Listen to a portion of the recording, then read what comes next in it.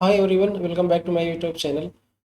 अभी हम बात कर रहे हैं टेक्निकल एनालिसिस की। टेक्निकल एनालिसिस में अभी हम बात कर रहे थे सपोर्ट एंड रेजिस्टेंस की।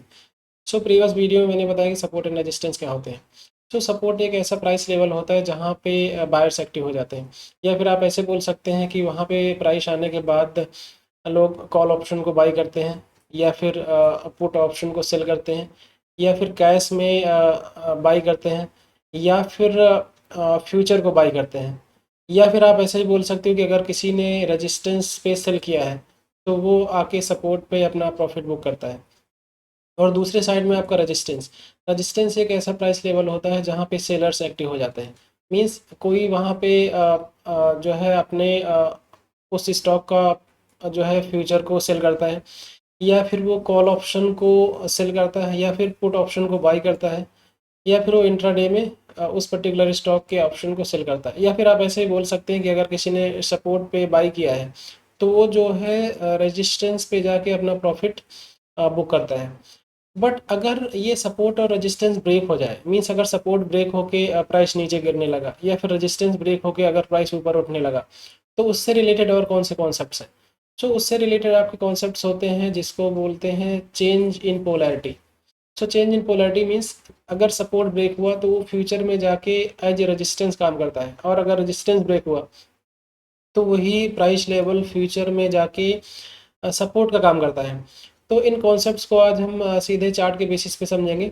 तो अब हम चलेंगे चार्ट पे और वहाँ पे समझते हैं कि चेंज इन पोलैरिटी का मतलब क्या है, और किस तरीके से सपोर्ट जो है रेजिस्टेंस में कन्वर्ट हो जाता है जब वो सपोर्ट ब्रेक होता है, और कैसे एक रेजिस्टेंस जो है जब ब्रेक होता है तो सपोर्ट में कैसे कन्वर्ट हो जाता है। तो अब हम चलते हैं चार्ट पे और समझते हैं। तो अब हम आ गए हैं ट्रेडिंग व्यू की वेबसाइट पे, और यहाँ पे निफ्टी का आवरली टाइम फ्रेम पे चार्ट ओपन है। राइट, अब इसमें हम चेंज इन पोलैरिटी के कॉन्सेप्ट को समझते हैं। मीन्स अगर सपोर्ट ब्रेक हुआ तो रेजिस्टेंस कैसे बनता है, रेजिस्टेंस ब्रेक हुआ तो सपोर्ट कैसे बनता है, उसके एग्जांपल्स को समझते हैं।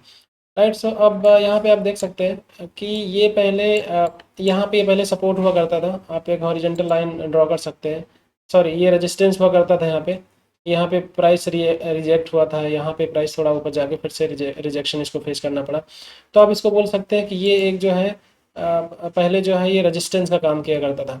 बट यहाँ पे प्राइस ने गैप अप लिया, और उसके बाद इसको ब्रेकआउट किया, इस पर्टिकुलर प्राइस जोन को, इस पर्टिकुलर प्राइस लेवल को। और फिर उसके बाद यही जो रेजिस्टेंस पहले हुआ करता था यहाँ पे, अब ये बाद में एज ए सपोर्ट इसने काम किया। यहाँ पे प्राइस गिरते हुए आया, फिर से यहाँ पे इसको रिजेक्शन फेस करना पड़ा, यहाँ पे गिरते हुए आया, फिर से रिजेक्शन फेस करना पड़ा, एंड यहाँ पे भी रिजेक्शन हुआ प्राइस का, और यहाँ पे भी हुआ। राइट, तो ये कहीं ना कहीं ये जो पहले रेजिस्टेंस हुआ करता था वो अब सपोर्ट की तरह इसने यहाँ पे काम किया। राइट, अब उसके बाद आप ये भी यहाँ पे भी देख सकते हैं कि ये भी कहीं ना कहीं पहले रेजिस्टेंस का काम करता था। राइट, कई बार प्राइस को रिजेक्शन फेस करना पड़ा यहाँ पे, और फिर उसके बाद थोड़ा सा फॉल्स ब्रेकआउट हुआ, फिर से प्राइस नीचे आया। राइट, और फ्यूचर में क्या इसने कहीं पे सपोर्ट का काम किया है? यस, यहाँ पे थोड़ा सा इसने एज ए सपोर्ट काम किया है। यहाँ पे भी प्राइस गिरने के बाद प्राइस ऊपर गया है। नाउ सी, ये सपोर्ट एंड रेजिस्टेंस एक पर्टिकुलर प्राइस नहीं होते, बल्कि एक प्राइस जोन होता है। अगर कहीं पे 100 पे प्राइस ने सपोर्ट लिया है तो ज़रूरी नहीं कि 100 पे ही हमेशा सपोर्ट लेगा। हो सकता है कि 90 पे आ जाए, या फिर 102 पे आ जाए। राइट, एक ये एक प्राइस लेवल होता है। यहाँ पे इसने यहाँ पे ब्रेकआउट हुआ, और यहाँ पे इसने एज ए सपोर्ट काम किया। राइट, अब इसके और भी एग्जांपल्स आप देख सकते हैं। जैसे यहाँ पे अगर थोड़ा सा और नीचे आते हैं, यस, यहाँ पे ये देख सकते हैं कि अब हम इसका एग्जांपल ले सकते हैं कि सपोर्ट अगर ब्रेक होता है तो यहाँ पे ये वाला जो प्राइस लेवल है ये पहले सपोर्ट का यहाँ पे काम किया। मीन्स प्राइस गिरते गिरते यहाँ पे आया, और यहाँ से जो है प्राइस को रिजेक्शन फेस करना पड़ा, और प्राइस ऊपर गया। राइट, और यही जो सपोर्ट का काम किया है ये प्राइस लेवल, ये पहले यहाँ पे रेजिस्टेंस का भी काम किया था। राइट, यहाँ पे इसने रेजिस्टेंस का काम किया, और यहाँ पे इसी प्राइस लेवल ने सपोर्ट का काम किया, और इस सपोर्ट का ब्रेक डाउन हुआ। सपोर्ट जो है ब्रेक हुआ, तो सपोर्ट ब्रेक हुआ तो यहाँ पे प्राइस गिरते हुए नीचे आया, और फिर से यहाँ पे ऊपर ऊपर उठता हुआ प्राइस गया, एंड देन इसको यहाँ पे रिजेक्शन मिला। रिजेक्शन मीन्स अब यही जो प्राइस जो सपोर्ट हुआ करता था यहाँ पे इसने एज अ रेजिस्टेंस काम किया, और प्राइस को नीचे पुश कर दिया, प्राइस नीचे गिर गया। राइट, एंड देन आप यहाँ पे भी देख सकते हैं थोड़ा सा कि यहाँ पे इस पर्टिकुलर प्राइस पे इसने सपोर्ट लिया था। सी दिस, ये यहाँ पे सपोर्ट का काम किया था इसने। राइट, प्राइस नीचे गिरता हुआ आया, और फिर से इसको रिजेक्शन फेस करना पड़ा, प्राइस ऊपर गया। और फिर से इसका थोड़ा सा ब्रेक डाउन हुआ, और यहाँ पे आगे फिर से इसने ये सपोर्ट जो है यहाँ पे एज रेजिस्टेंस काम किया, यहाँ पे प्राइस किया और यहाँ पे थोड़े दिन इसने कंसोलिडेट किया आवरली टाइम फ्रेम पे, एंड देन इसको रिजेक्शन फेस करना पड़ा और प्राइस नीचे गिर गया, राइट। तो इस तरीके से आप देख सकते हैं कि सपोर्ट एंड रेजिस्टेंस किस तरीके से अपने रोल को चेंज करते हैं जब उनका ब्रेक डाउन या ब्रेकआउट होता है, राइट। अब इसी तरीके से आप और भी बहुत सारे एग्जांपल्स देख सकते हैं, ये हमेशा आपको चार्ट पे बनते हुए दिखते हैं, सपोर्ट जो है रेजिस्टेंस बनता हुआ दिखेगा और रेजिस्टेंस जो है सपोर्ट बनता हुआ दिखेगा ब्रेकआउट या ब्रेकडाउन पे, राइट। ये आपका है मिड कैप निफ्टी का चार्ट, यहाँ पे भी आप देख सकते हो किस तरीके से आप इसका एग्जांपल ले सकते हो। ये यहाँ पे सपोर्ट का काम किया था इस पर्टिकुलर डे पे, दैट इज 14 जुलाई 25, ये यहाँ पे इसका टाइम भी दिखता है, राइट। तो यहाँ पे इसने सपोर्ट लिया था प्राइस ने, और फिर इसका यहाँ पे ब्रेक डाउन हुआ, प्राइस फिर से ऊपर गया, इसको रिजेक्शन फेस करना पड़ा, और यहाँ पे क्लियर कट इसने जो है यही जो सपोर्ट हुआ करता था 14 जुलाई के आसपास, यहाँ पे इसने एज रेजिस्टेंस काम किया मींस प्राइस को ऊपर नहीं जाने दिया, प्राइस को नीचे पुश कर दिया, राइट।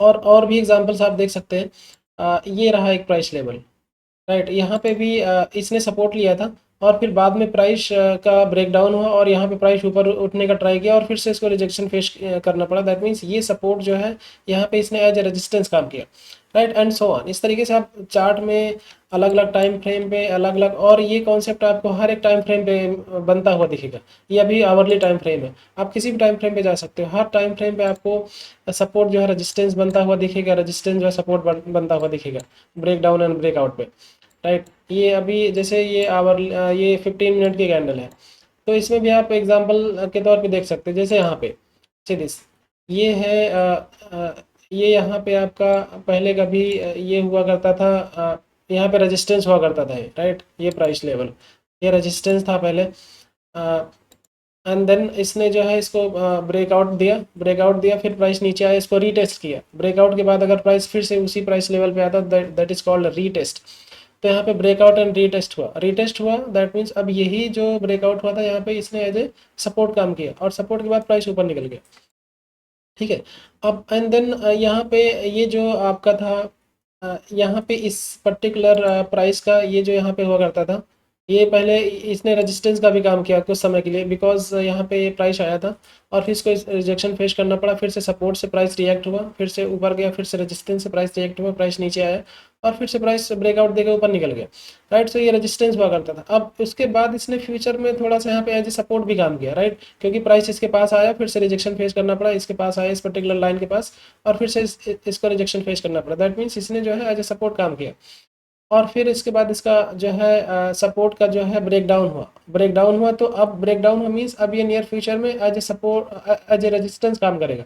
सो ब्रेकडाउन के बाद प्राइस नीचे आया और फिर से यहाँ प्राइस आया रीटेस्ट करने के लिए, सो सपोर्ट का ब्रेकडाउन एंड देन रीटेस्ट, तो रीटेस्ट करने आएगा उसी प्राइस लेवल के आसपास, सो वो जो प्राइस लेवल है that will act as a resistance, so इसने यहाँ पे रेजिस्टेंस काम किया और फिर प्राइस को नीचे पुश कर दिया। सो इस तरीके से आप किसी भी टाइम फ्रेम पे जाके आपको हर एक टाइम फ्रेम पे ये बिहेवियर आपको मिलता हुआ दिखेगा, आपको एनालिसिस करने की रिक्वायरमेंट है, राइट।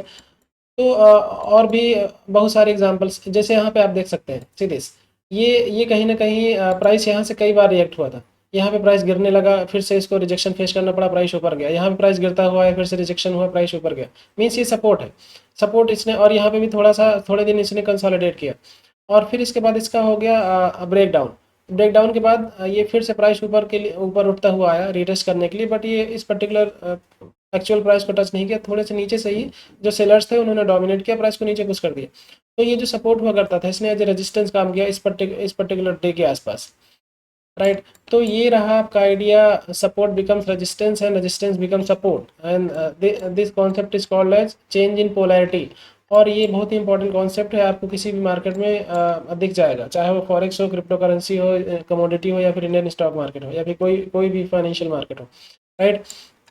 सो आज के लिए हम इतना ही रखते हैं और मिलते हैं नेक्स्ट वीडियो में। अगर आपके पास कोई सजेशन है, कोई फीडबैक है, तो आप सजेशन या फीडबैक आप गूगल फॉर्म फिल कर सकते हैं या फिर आप कमेंट सेक्शन में बोल सकते हैं। So thank you for watching, मिलते हैं नेक्स्ट वीडियो में।